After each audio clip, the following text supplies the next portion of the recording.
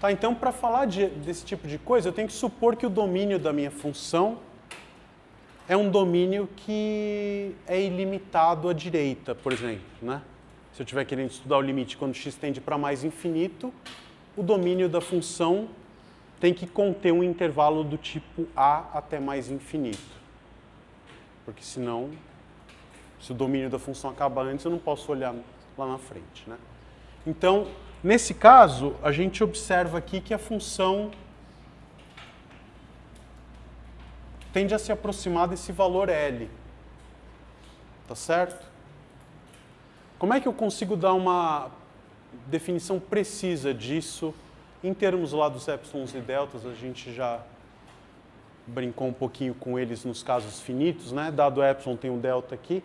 Será que a gente consegue junto construir alguma definição que diga isso, que quando x for bem grandão, f de x está bem perto de L? Dado delta. Épsilon, né? Dado épsilon. Quer dizer, dado épsilon, a gente constrói um intervalinho aqui. O que eu preciso ser capaz de encontrar? O valor para qual esse épsilon é. Vamos pensar assim. O que eu queria? Eu quero estudar o comportamento da função a longo prazo. Eu quero dizer que a longo prazo o valor de f de x está perto de L. Então vamos dizer assim, que a partir de um certo ponto, para todo x dali para frente, f de x tem que estar perto de L. Então tem que ser, por exemplo, dado esse épsilon que me produziu esse intervalo, eu tenho que ser capaz de encontrar um delta, nesse caso foi bem cedo aqui, né? Tá bom? De modo tal que para qualquer x que eu pegar maior do que delta, f de x cai dentro do intervalinho L menos epsilon, L mais epsilon. Tá claro? Então, a definição, dizemos que f tende a L, de novo, L ainda é um número real, tá? Depois a gente vai estudar o que quer dizer a função tender a infinito, coisa desse tipo. Diga. Então eu posso falar que o limite de x tendendo ao infinito é a média dos valores de f de x? Em geral, não, né? Nesse caso, eu desenhei um comportamento ondulatório assim, e aí foi baseado nisso, que você pensou o que está para cima compensa o que está para baixo, etc. Não precisaria ser assim, né? O passo dessa frequência dessa onda que eu desenhei de amplitude cada vez menor não precisa ser constante, você não, tá? Pode ser uma... O que precisa acontecer é que essa coisa precisa se achatar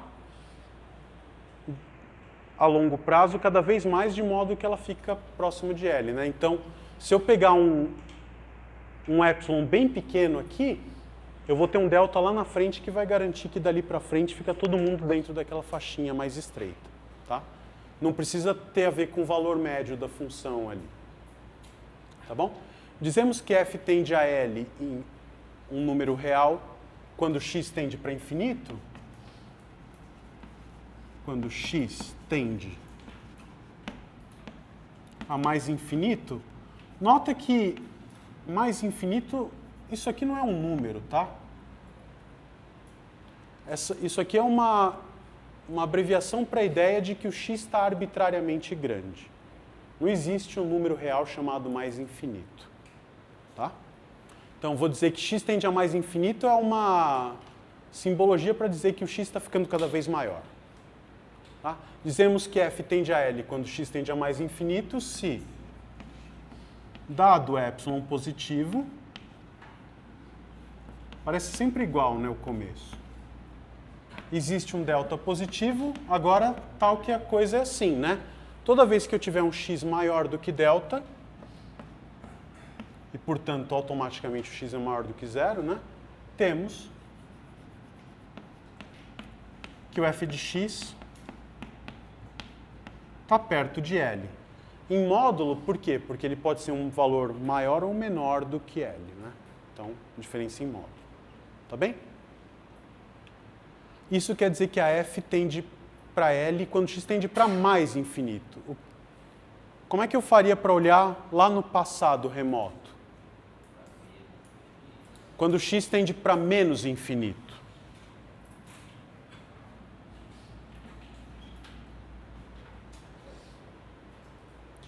Vamos pensar, você podia pensar nesse gráfico rebatido em relação ao eixo y, né? Eu ia ter que pegar um delta e pegar um x menor do que menos delta, né? Existe um dado epsilon positivo, existe um delta positivo, tal que toda vez que eu tiver x menor do que menos delta, estou com zero aqui, o menos delta, o x está lá para trás, f de x menos L fica menor do que epsilon. Tá bom? Claro? Qual é a notação que a gente vai usar para isso?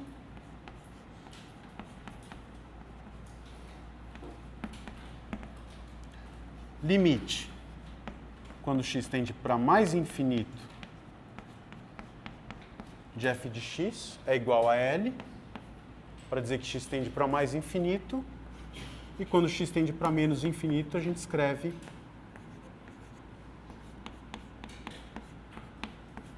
x tende para menos infinito. Pergunta: faz sentido falar em limite lateral nesse caso?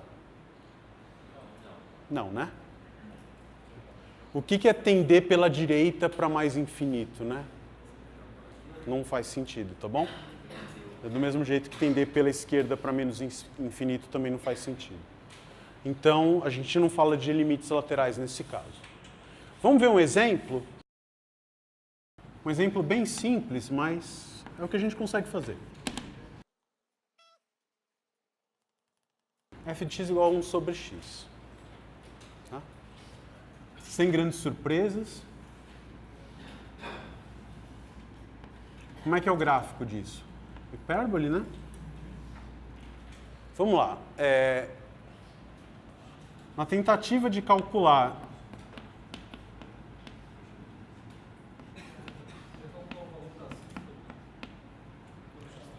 você pode chamar essa reta horizontal é chamada de assíntota desse gráfico, assíntota da hipérbole no caso geral. Quando a gente estiver estudando esboço de gráficos, aí vai envolver estudar a primeira derivada da função, segunda derivada, a gente vai saber quando que um gráfico vai ter uma assíntota horizontal ou mesmo inclinada, tá?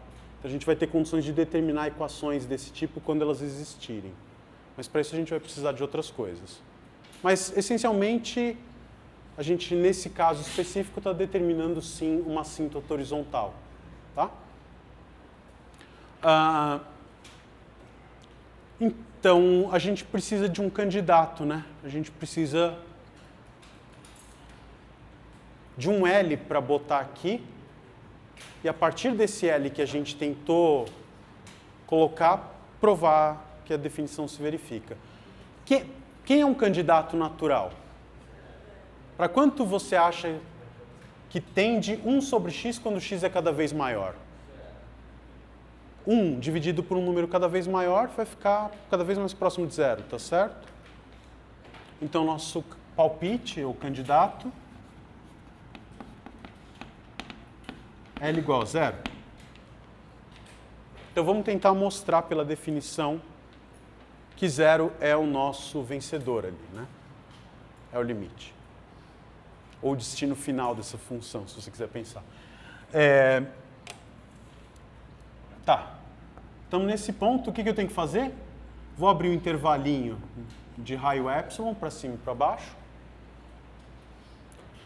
E a partir disso eu preciso encontrar um delta, de modo que para todo x maior do que esse delta, a imagem cai lá dentro. Como é que a gente faz isso? Vem aqui, né? Tá? Quem é esse ponto? Exatamente 1 sobre epsilon, né? Então aqui a gente está com epsilon menos epsilon. E aí, pela definição, tinha que acontecer. Para qualquer x maior do que delta, f de x tinha que estar lá dentro, né? Então, será que é verdade isso? Pelo gráfico parece. Vamos fazer a conta para ter certeza, né? Então, dado epsilon positivo,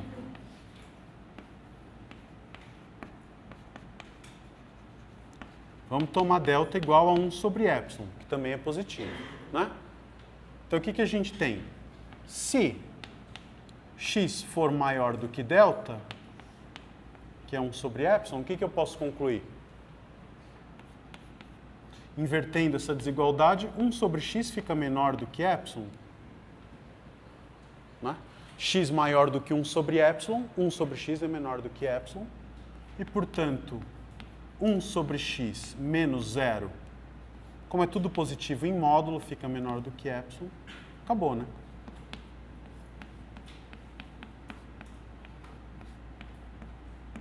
Tudo bem?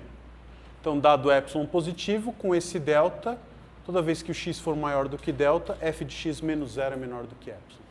Portanto, o nosso candidato é, de fato, o limite. Você percebe que quando a gente faz a conta usando algumas técnicas, etc., o que você está achando, na verdade, é um candidato a limite, né? Formalmente, você teria que mostrar com epsilon e delta que aquele candidato a limite é o limite de verdade. Em vista dos teoremas que a gente fez, que se você troca por uma função contínua, blá, blá, blá, a gente não precisa mais olhar isso lá no epsilon e delta, né? Diga.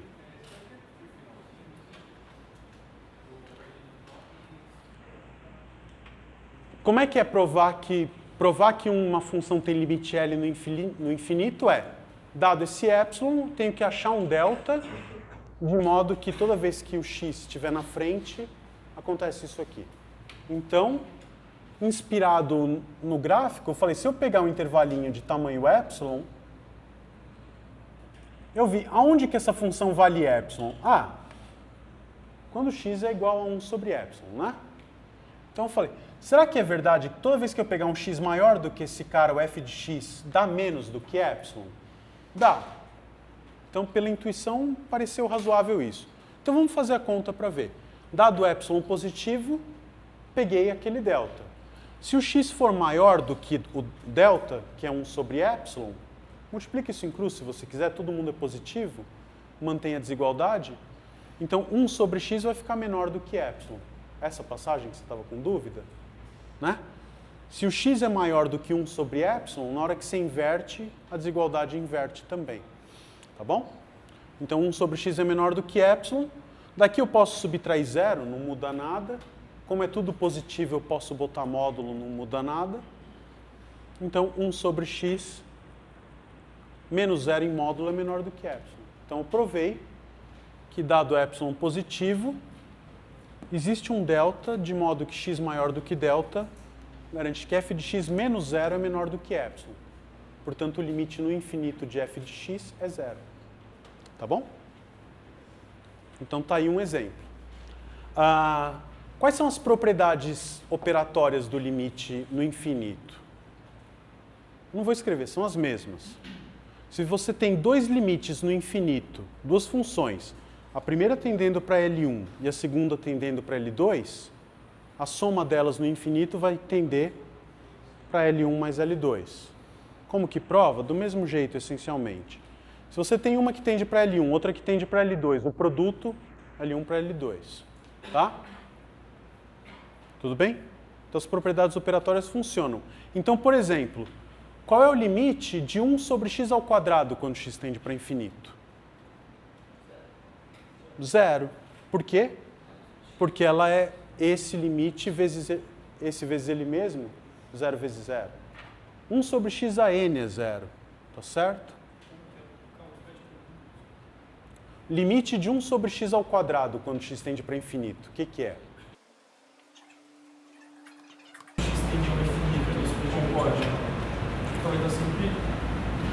Não, isso a gente ainda não discutiu, que é o caso em que a função atinge valores arbitrariamente grandes. Disso não falamos ainda, que é quando o valor do limite é infinito. Aí a gente começa a ter problemas com essas propriedades operatórias. Porque uma tende para infinito, outra tende para menos infinito, o que acontece com a soma? né? Um valor muito grande somado com um valor muito negativo, não sei. Qual dos dois é mais forte, né? Então o que eu estava dizendo é uma coisa desse tipo, né? Limite quando x tende para mais infinito de 1 sobre x ao quadrado, você pode escrever isso dessa maneira.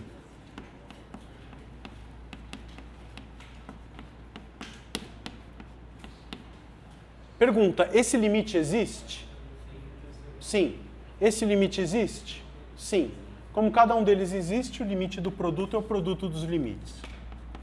É esse tipo de coisa que eu estou falando.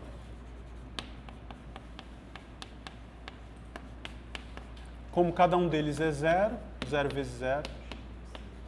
Bom? Em geral, 1 sobre x a n.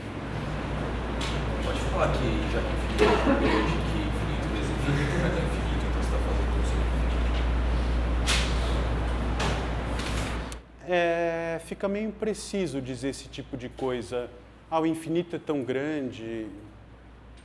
Tão grande em relação ao quê, né? Lembra que a gente quer fazer coisas independentes de escala, né? Tá? Então, por exemplo, como é que a gente pode usar esse tipo de ideia para calcular um limite concreto?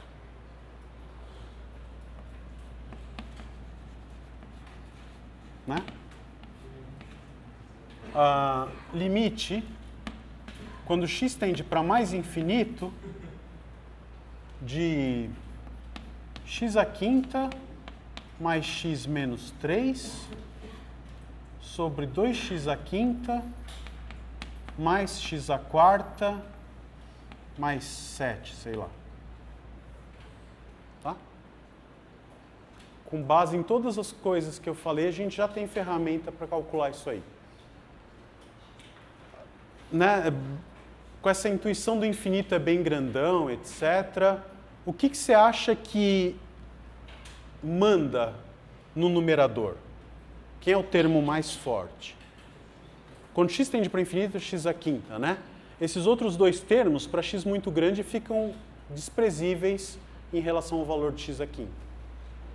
Embaixo a mesma coisa, é o 2x à quinta. Então, para valores de x arbitrariamente grandes, isso aqui é mais ou menos parecido com x à quinta. Isso aqui é mais ou menos parecido com 2x à quinta. Então, eu tenho uma função que é tipo x à quinta dividido por 2x à quinta. Se aproxima de meio, né? Então, a intuição é que esse limite dá meio. Olhando para ordens de grandeza dos polinômios envolvidos. Como é que a gente pode fazer isso na ponta do giz? No numerador, se eu ponho x à quinta em evidência, eu fico com 1 mais 1 sobre x à quarta mais 3 sobre x à quinta, tá certo? Sobre a x à quinta, 2, 1 sobre x, 7 sobre 7 feio, né? 7 sobre x à quinta. Tudo bem? Então agora vamos analisar essa expressão com muito cuidado. E aqui é uma coisa que a gente tem que ter bastante atenção, tá? Quando você vai fazer um limite e você tem vários fatores e parcelas numa expressão, se você decidiu em algum momento que você vai analisar o x tendendo para o valor, o x tende para o valor em toda a expressão, tá?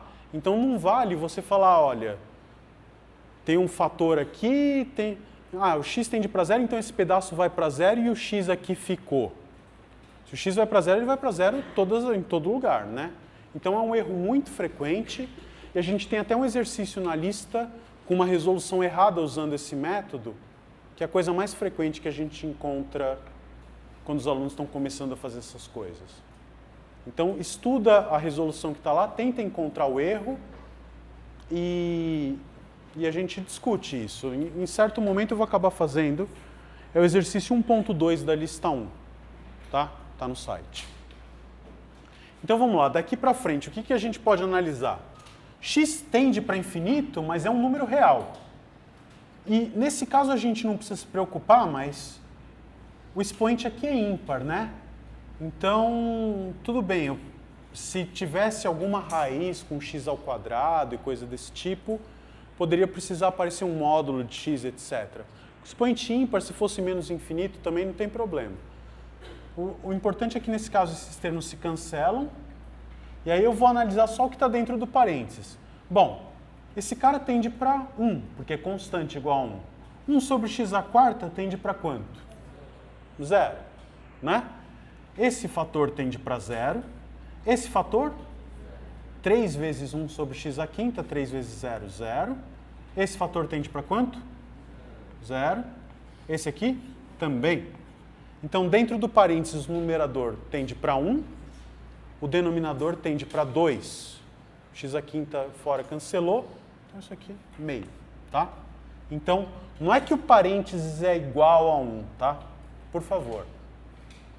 Para valores arbitrariamente grandes de x, o que está dentro do parênteses se aproxima arbitrariamente de 1, tende a 1, e o parênteses do denominador tende a 2. Portanto, o quociente tende para 1 sobre 2.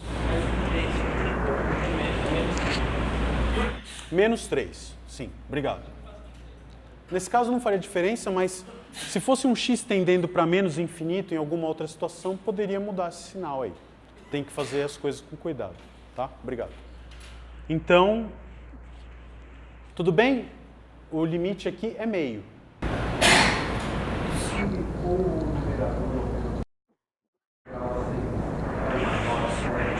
Se os numeradores fossem de graus diferentes, ótimo. Deixa eu só já comentar uma coisa. O que quer dizer isso? Sem fazer o gráfico da função, eu sei que lá na frente eu vou ter o valor meio. Eu não sei como é a função antes, mas aqui na frente ela vai ficar. Vai ter, como você disse, uma assíntota horizontal na altura meio. O gráfico vai ficar arbitrariamente próximo do valor meio, quanto maior for o valor de x. Tá? A pergunta dele, se os graus aqui fossem diferentes, a estratégia é exatamente a mesma. Tá? A gente ainda não viu o caso em que o grau do numerador é maior, porque a resposta seria o limite dando mais infinito ou menos infinito. Tá? Mas o que você faria? Você pega o maior expoente de todos, põe em evidência, analisa o que acontece dentro dos termos em parênteses e aqui vê o que faz. Por exemplo, se você tivesse um x à sexta aqui embaixo, ia ficar um x à quinta sobre x à sexta, ia sobrar um 1 sobre x vezes uma coisa que tende para meio. 0 vezes meio, 0. Então você está considerando que 2 infinitos é maior que 1 infinito. Aonde? Porque é uma questão que 2 infinitos é maior do que infinito é uma coisa que a gente não sabe comparar. Tem que tomar cuidado. Então, mas aí se você ficar com x tendendo ao infinito vezes 1 e x à quinta tendendo ao infinito vezes 1 e x à quinta tendendo ao infinito vezes 2, eu queria saber o que a gente vai padronizar aqui. O que é padronizar? Você vai cortar os infinitos arbitrários? Não. O que é estudar o quociente de duas coisas? É estudar a proporção entre esses valores, né? Então, o que quer dizer que esse limite é meio, por exemplo? Quer dizer que quando x cresce arbitrariamente, o denominador cresce 2 vezes mais rápido que o numerador. Ou seja, se você pegar um valor de x muito, muito, muito grande, o numerador vai ser um valor que é metade do denominador. É essa a interpretação que você dá. Infinito não é um número real. Nunca. Não pode ser. Tá? A ideia, o infinito é um conceito ideal de representar números arbitrariamente grandes. Então, dizer que esse limite é meio quer dizer o quê? Que para x muito grande, o numerador tende a ser metade do denominador. Que na prática representa a ideia de que essas duas parcelinhas aqui são desprezíveis para valores de x muito grandes. Tá bem? Claro? Ótimo. Com isso a gente consegue fazer mais um monte de exercícios da lista. Eu tinha falado que dava para fazer até o E. Já dá para fazer o F. Não, dá para fazer o L, o P, o Q, o S, o T, o U, o V, o X, o Y, o Z, o delta, o epsilon, o zeta e o eta. O eta não dá. Tá? Ou seja, todos que não têm funções trigonométricas. A gente já tem a teoria para fazer. Se você ficar em dúvida de um ou outro, vê a resposta. Se a resposta der mais infinito ou menos infinito, é porque a gente não viu isso ainda. Tá bom? Eu acho que... Vamos parar por aqui. Na aula que vem a gente vê limites infinitos, tá bom? Quando a função tende a mais infinito ou menos. E aí acabamos limites.